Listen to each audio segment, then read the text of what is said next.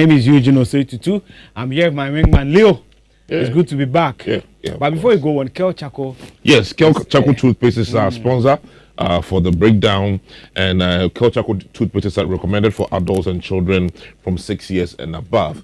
Kel Chaco toothpaste is for white teeth, fresh breath, fresh breath all day long. And it's another quality product from Samara Company Limited. If you want some, call this number 0246 864 or 0501 454 462 and start making your orders. Because I realized that right after the Tuesday, I saw you bringing out some Kel Chaco in your bag and all that. Early morning Tuesday. Joe said that next time just hold it for him, our producer. But today we are going all the way to Afari, and this is very, very important for us because about 2 weeks ago it generated a lot of talkability. Yes. It started when the doctors at Komfanochi declared a strike because they said that the emergency ward at the Komfanochi Teaching Hospital was overwhelmed and that they were just looking at patients within the premises or who already on admission at the hospital for at least 24 hours. For at least 24 hours and trying to see what the government will do. The minority then went to the Afari Military Hospital. They had some confrontation with the military.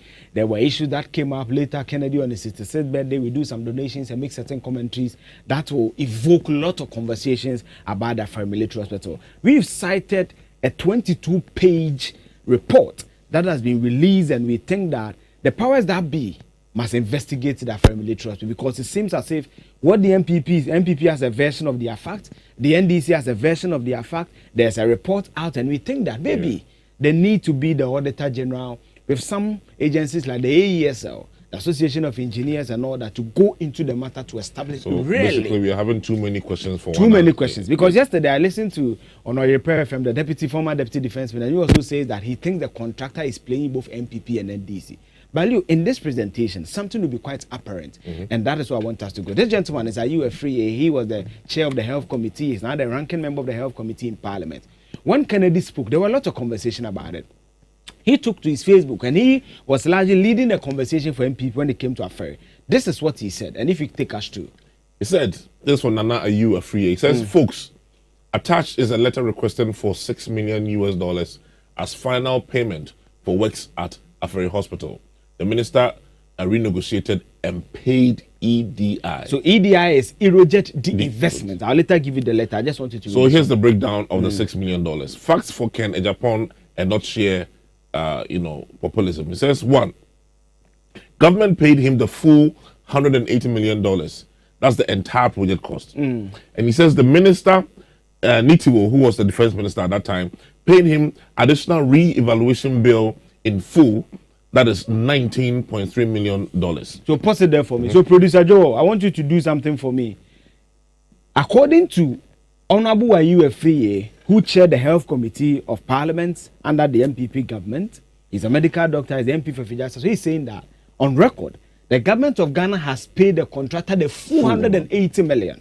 If you note, in the 2009 budget read by the respected Dr. Komnadu Dufo, that cost of the project was stated as $180 million. Then it says that Minister Nitiwo paid an additional what? $19.3 million when there was a re-evaluation. Meaning that, Joe, calculate for me, 19.3 million plus 118, so meaning that we paid in excess of 210 million for the hospital. Now go further.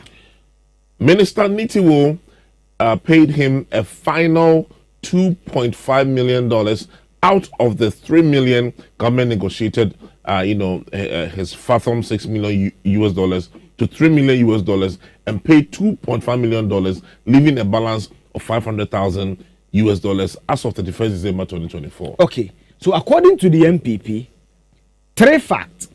We paid $180 million, which is the original cost of the project. We paid additional $19.3 million, and we paid the final $2.5 million, leaving a balance of only what? $500,000. So according to the MPP, the only reason why Afari Military Hospital was not open was because of $500,000.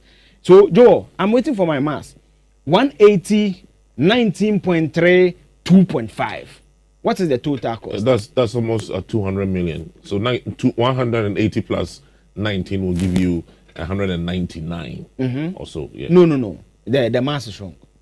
If this is 20, Okay, so Joe is saying 201.8 million. That's what he added the 2.5. Yeah, 2.5. Yeah, so that's 201. So we paid the contractor 201.8 million according to the MPP's version of the fact. Now, this is the letter he brought to adduce the evidence.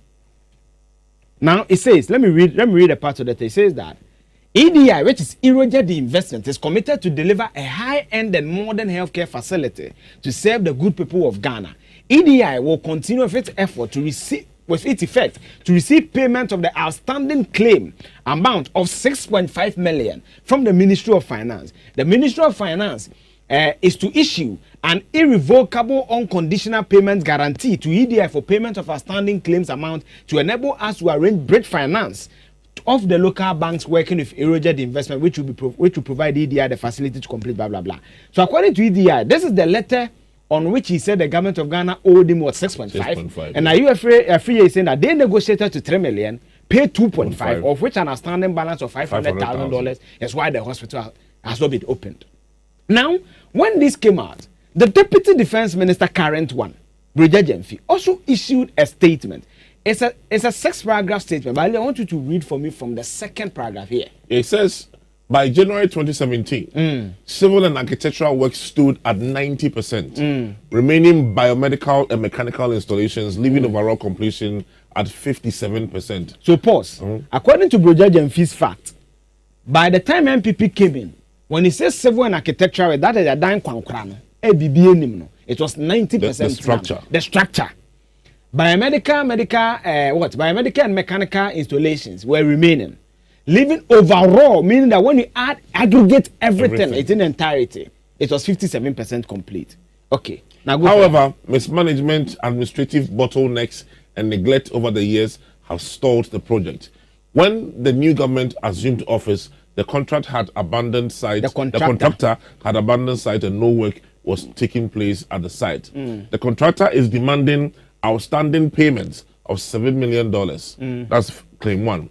And $78 million claim 2 before returning to site, even though the previous regime claimed to have settled everything. All obligations and refused further payment. So, according to MPP, we owe Afari contractors $500,000. According to the NDC, we owe them $85 million, a variance of $84.5 million. Now, you know what is shocking? This letter was written by Dr. Mohammed Amin Anta. You know he succeeded Ken Ofori-Atta in 2024 February, about 11 months to the election.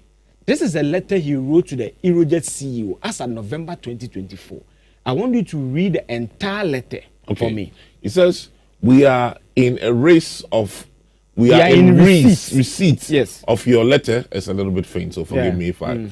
It's dated 5th July 2024, requesting for payment of $6,504,892.97 from the initial claim of 10 million. Just round up. 10 million. So pause there.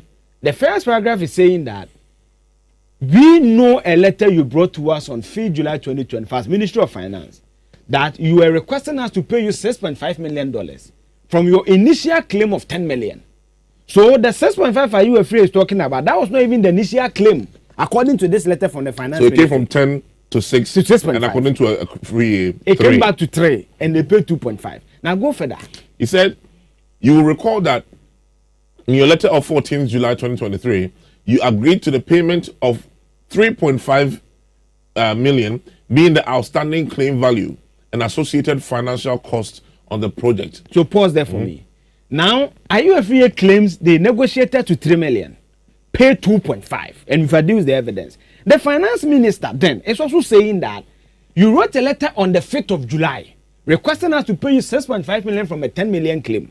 Now, 14th, so that is what, about 9 days later, you agreed to a payment of 3.5 million. In 2023, that's a year before. Yes, a year before. Now, it says that, what? The following discussion at which you negotiated for you to complete the project within the 3.5 million. So, Leo, we are getting conflicting reports here. Now, the finance minister goes further. That is Dr. Amin Anta, and this is a letter signed by him. It has therefore come as a surprise that you are making a claim for the balance of 6.5, barely a month after the negotiated claim of 3.5 million was made.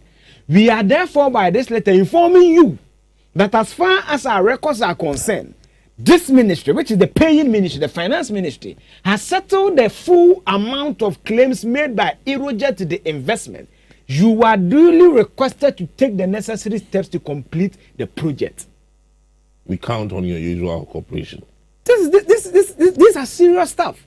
So, casually, this is why we think that maybe there need to be a forensic report. Because you know why? This is the report on which Brouhaha Jemfi is doing what he's doing. This report was occasioned by the consultant on the project and the procurement unit of the Defense Ministry. Now, it's a 22-page report, but you know that in every report we have something called the executive summary, which gives you a glimpse of what the report holds. An overview of the whole thing. An overview. Now, this is it. We all know the history. It was first moved to Tamale. That was why the delay happened. It was moved to 37 Military Hospital in Accra. Finally, they even took it to where Prempeh College is, Sofola, and finally at Afari. But Leo, this is the executive summary of the report. When the consultant was called and the Ministry of Interior went in, as at March 2025. This is the status. Civil works is 97% complete. And like you said, the civil works is the structure itself. And the architectural works is 80% complete. That includes the compound, the landscaping, and all of that. Biomedical equipment installation, which means the actual machines that you need in the hospital to take care of, to make it you turn into an actual hospital, is only 5% complete. And so if you add all of that, the hospital, Afari, is 60% complete. Now remember, Brouhaha Jemfi told us that in January 2017, per his fact, before MPP came to us, 57% complete. So in 8 years, after allegedly paying 180 million, paying another 19.5 million, paying another 2.5 million, only 3% work was done. But what they have not been able to tell us that all the money that they had paid, was it for the structural bit, or it included the biomedical equipment as well? No, so the hospital, maybe people don't get it. The Eroja facilities are 10 key projects. When you say a 10 key project, it simply means that the contractor will do the design, will do the construction, will do the finishing, and they'll give you the key. So you only go in and switch the key or turn the key and then to use the facility. That's why it's a 10 key project. So the 180 million encompasses equipment. Like you are paying 180 million for a fully fledged hospital. So by the time anybody gets there, it has to be a working hospital. A working hospital. So the claims that they've made that they paid 180 million to them and the extra 3 million here and there. Yes. It has to include all the equipment, everything, the scanners, the beds, everything. That's why it's a 10 key project. 10 keys, basically 10 the key to the facility. Now, Leo, MPP 500,000. The same MPP through the finance ministry also said that we didn't pay 3.3 million, we paid 3.5. So for me, NDC is also claiming 85 million. The variance is $94.5 million. Not 94 cedis. $1 million. Please, we believe that this hospital should see a forensic audit. The Auditor General must go in there. The AESL, the Ghana Association of Engineers, the Chief of Staff, Menshia, and all the powers that be must interested in this. Who paid what to the contractor? When? Where is the receipt? The negotiation, who was in that meeting? Which rep from the Defense Ministry was there? What were the minutes of the meeting? Where was the meeting held? When was payment made? To which account? Which bank? Was it the same hospital that they said some equipments were sold at the port because... Exactly. Yeah. So we want to understand. Exactly. The company should give us, the receipts of all not the company. For the company, there is doing its work. The government of Ghana are giving us, the two regimes are giving us conflicting accounts. By the same ministry. It's the Ministry of Finance. So you don't have MPP. So I want to understand, if, we do a proper scrutiny of which monies went where, I think we should also go further to know how the money was expended. Yes. Either by government or the company. Yes. Yeah. Yes. Because, Leo, for me, when I saw these brief facts, and maybe on Friday, God willing, we will break down the entire 22 page and you see how weird these reports are. It doesn't make sense. It doesn't make sense. It doesn't make sense. This is the breakdown. I don't know whether it makes sense to you. I don't know whether you think that you agree with that there should be a probe, a forensic, audit into this. Where are the monies going? Because allegedly, according to the MPP, we paid $201.8 million. The NDC is telling us that after all these payments, we still owe $85 million. That will take the hospital to almost $290 million. That is the same price equivalent to the KJTR market. Now, how much did even the West build the airport for? We need to investigate this matter. My name is Eugene Osei Tutu. I did this with Leo. We'll be back on your radio on Friday, more exciting conversation. Thank you.